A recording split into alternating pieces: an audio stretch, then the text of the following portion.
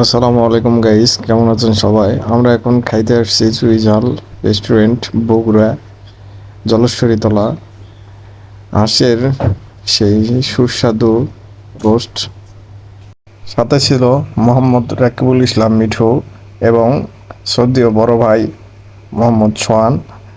তারা হাঁসের রোস্ট খাবেন নিয়ে পারাবাড়ি করতেছে, কিন্তু তাদের আগে আমি ব্যান্ডের মার দিয়ে নিয়ে এলাম।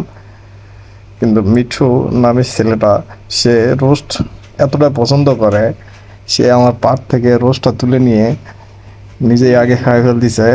মিয়া সবসময় একটু খাইতে বেশি লাভ করে, সে এতটা পরিমাণ খায়, তার মনে করো যে কখনো যে মনে হয় না যে আমি একটু কম খাই। আশেপাশে আরো দুই একজন আছে, তাদেরকে দেওয়ার কোনো প্রয়োজন বোধ মনে করে না। সে খাইতেই থাকে খাইতেই থাকে। আল্লাহ তালা যে তাকে কী যে সৃষ্টি করছে, উপরওয়ালাই জানে যে তার পেটে এত খাবার কেমনে যায়। আঙ্কেলটা আমার এত সুন্দরভাবে একটা টিপ দিল, সে টিটে আমি মুগ্ধ। এটা কখনোই বলার না। এখানে কি আমার চাচিকে নিয়ে আসছিলই নাকি, উপরওয়ালাই জানে। এত সুন্দর একটা লোকেশন আর এত সুন্দর একটা খাবার বগুড়ার ভিতরে যে ছিল। এত রেস্টুরেন্ট গেছি, কিন্তু এরকম টেস্ট কোনো জায়গায় পাইনি। আমার চাচমা আসলেই জিনিয়াস, বুদ্ধি আছে। হ্যাঁ, মানুষের হায়াত 60 বছর, ঘরে ঘরে 55 বছর বাঁচে। এর ভিতর জীবনটা কি করবে? অতএব খাওয়া দাওয়ার ভিতর নিয়ে ঘুরে বেড়ানো ছাড়া আর কোনো কাজ আছে? তাই আমার লাইফেও আমি একটু সুস্বাদু খাবার খাইতে পছন্দ করি। আর আমার আছে সর্দিও আঙ্কেল, অনেক বললে আমাকে বলে যে চলো, আমি রেডি অল টাইম, যেখানে যাওয়া একটা রিভিউ নিবা, আমি সেই রিভিউতে থাকতে চাই।